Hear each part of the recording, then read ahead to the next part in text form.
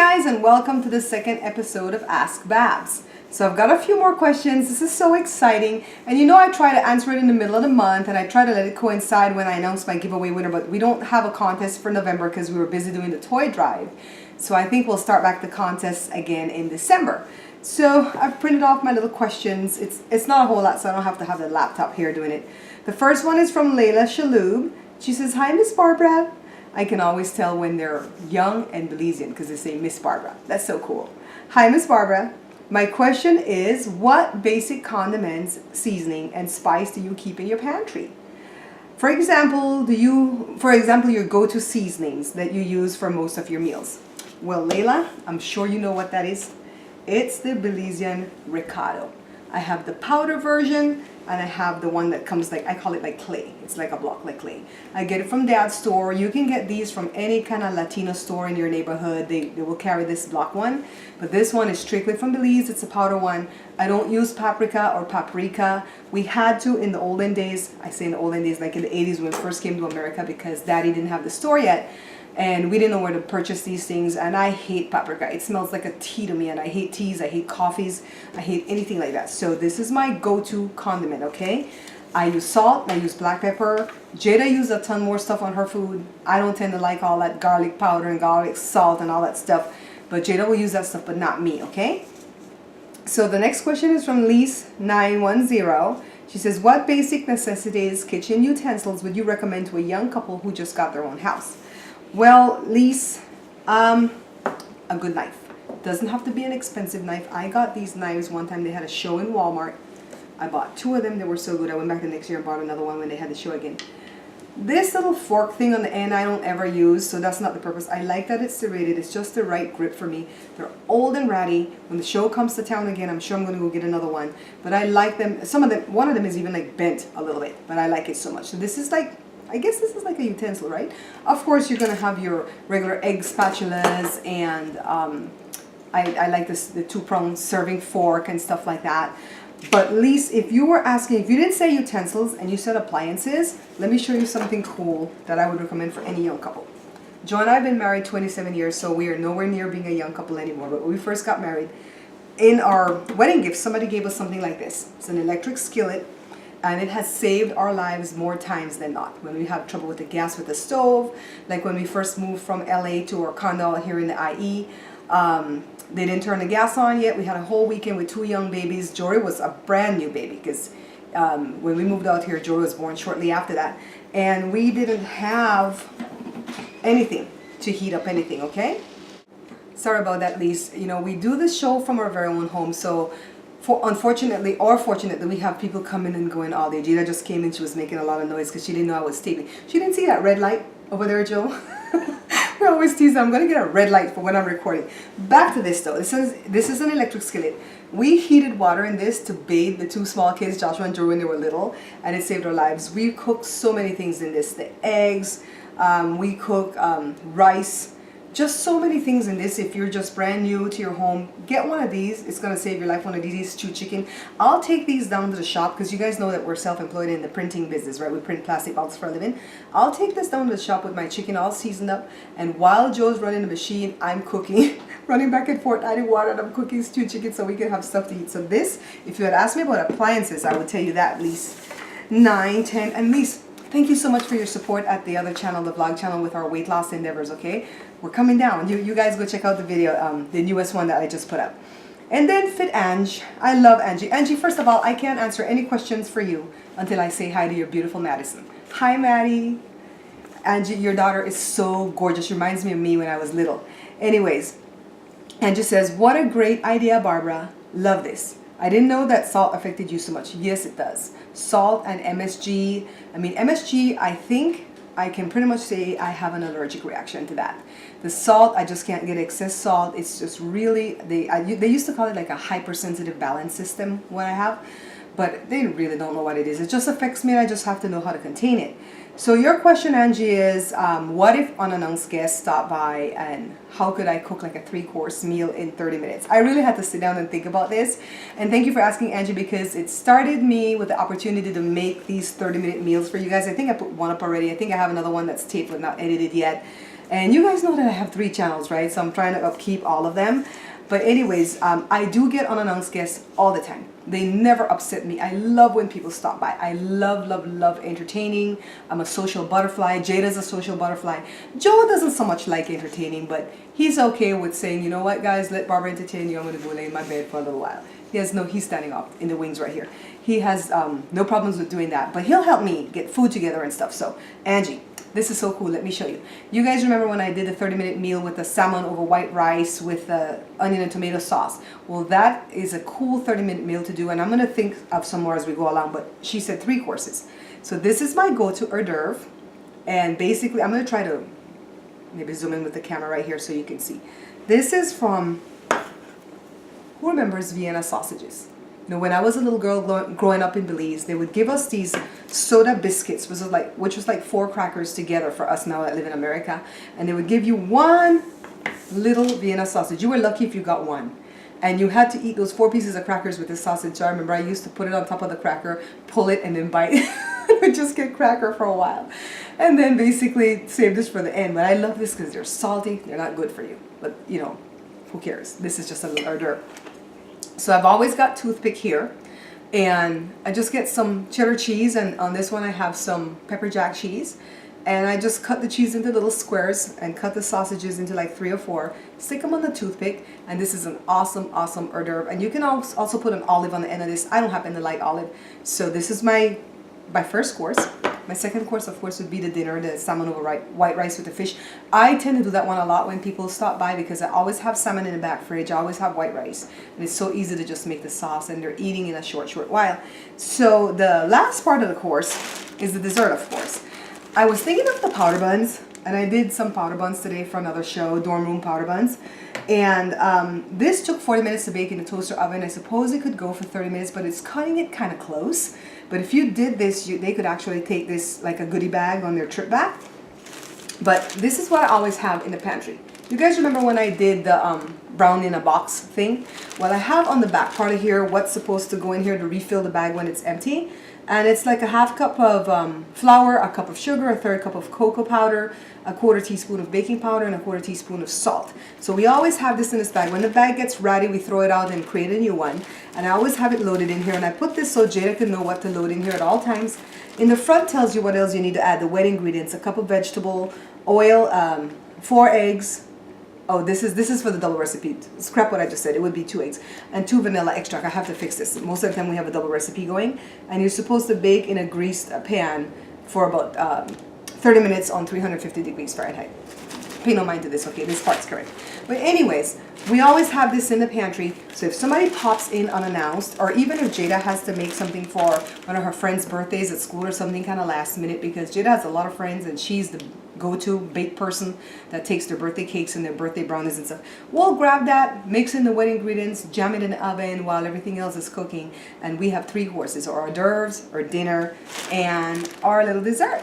Angie, I'm so glad you asked because it really opened my thoughts and ideas to make those 30-minute meals. Okay, and we're going to continue with those as we go along.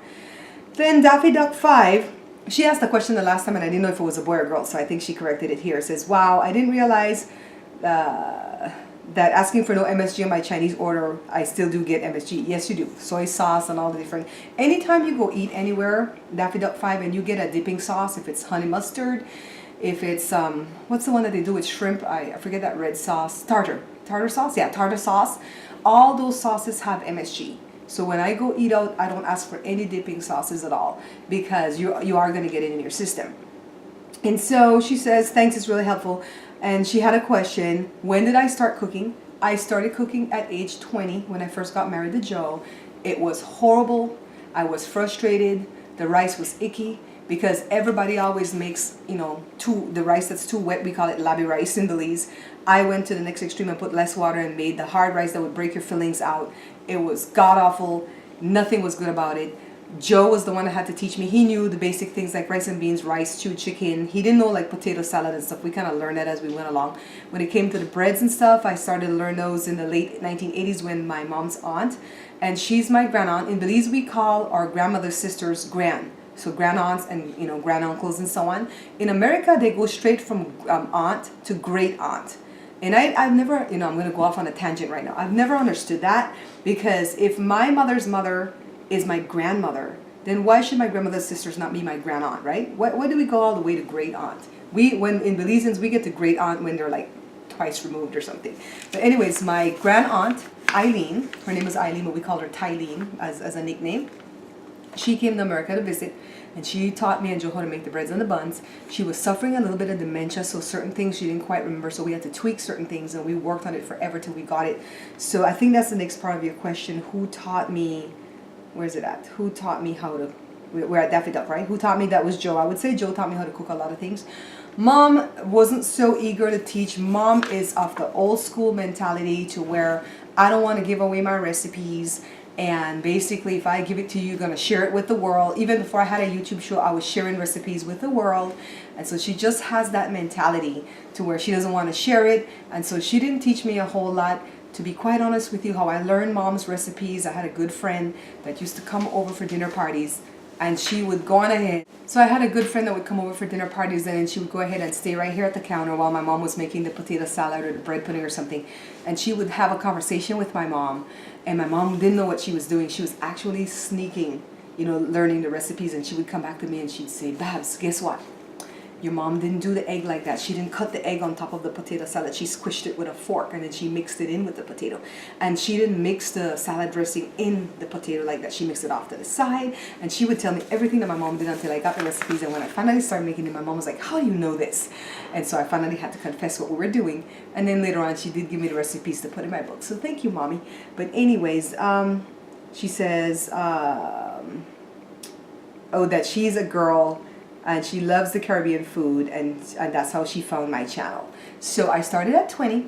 I didn't get to be very good until I was about 22, and then I started like catering my own parties and stuff like that. And now that's all I live for. I love, love, love to cook for people. And if I just meet you and you haven't had Belize food in a long time, I'm gonna bring you home and cook you up a storm and feed you. And I absolutely love doing that.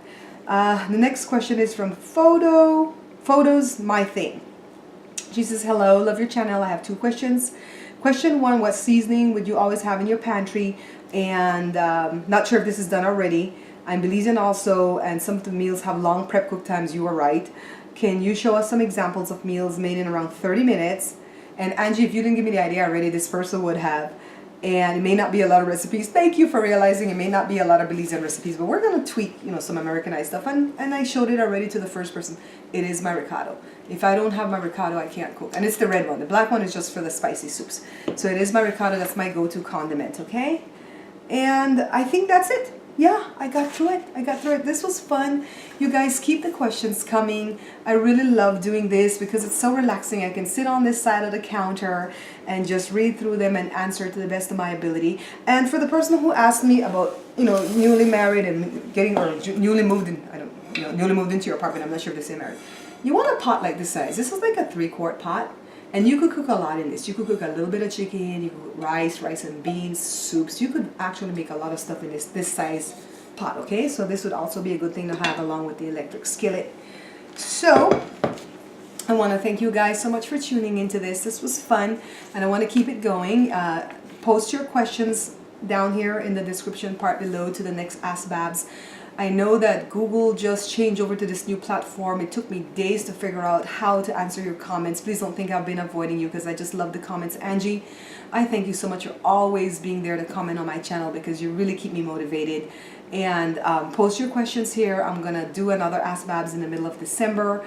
And you guys know that Thanksgiving is coming up. And then Christmas and Jada's birthday is 2 days after Christmas. We have a lot of whirlwind type things going on. And we have a lot going on here too. We just did the toy drive for the children of Belize. And if you didn't see any of those videos, we collected quite a bit of toys between Mommy and me. We collected like 281 toys for the kids in Belize. And I'm so glad that it's gonna get distributed right before Christmas. And I'm so glad that we were able to do this. I want us to live a life of giving. I've always been a giver. My mom's a giver. Jada's a giver. There's, a few family members that are just, that giving spirit is just born into us. We absolutely love giving. So I really want us to do that. So I'm always thinking of ideas of things we can do in the future to help. I start with the children of Belize because that's where I'm from, and we can make an impact there because the need is so great and the dollars can stretch. But we want to do it all over the world too. Okay, we're not just going to confine it to Belize, and we'll discuss that as time goes by. The different things that as a show, I want this to be a show where you can come learn how to cook. But I also want it to be a show to where we're doing something to make somebody's life better. And I like when you guys give me feedback and tell me, wow, I didn't know how to make this. My husband came home and he was so happy when he saw that I can make that meals. Because I'll be honest with you, Belizean mother-in-laws can be mean. I found very few mother-in-laws that are nice, and they will not accept you into a family and teach you their recipes at all, even to feed their own sons. So I'm here to help you that are going through that, okay? I'm really here to help you. Nobody wanted to teach me anything, and that's with everything that I do in life. Nobody ever wants to show me the shortcut, the easy way, but I always press on because persistence and perseverance is the key to everything in life. And I've been through a lot. I've been through a lot physically, and we'll share as we go along. And basically, for those of you who ask me privately sometimes where I wear this medical alert bracelet, I don't have diabetes, blood pressure. I'm always proud to say that because I try to eat so healthy as much as I can. But I do have a deficiency of something that's missing in my blood that causes a whole series of problems. And so that's why I wear this, so that if I'm ever picked up by an ambulance, they will know what not to give me and what to give me, okay? But, I've been through a lot, and I love, love, love doing the show because I want to help you guys that don't know how to cook or just learning and are afraid. Never let fear stop you, because when fear steps in, faith steps out. You always have to believe that you can do it. And even if it comes out horrible for the first time, you just move on. Sometimes it's horrible enough that you can still eat it. Sometimes it's horrible enough that you have to throw it in the trash. I still get meals like that, believe it or not. 27 years of cooking. Well, not 27 years of cooking. Yeah, I started at 20 and I'm 47. 27 years of cooking, and I still get horrible. Sometimes, like when I'm tweaking these powder bun and other buns recipe to make the smaller doughs, they come out achy. Achy to the point that I can't eat it. I have a trash full of powder buns right now because I had to tweak this to try to do the dorm room recipe for you guys. So, anyways, that's what I want to leave you with. Don't let fear paralyze you, okay? And Angie and Layla and Lise 910 and Daffy Duck and Photos My Thing, thank you so much for your contribution to this session, and I can't wait to see what you guys are going to ask next. Little sweet Madison, Angie's daughter, mwah, love you.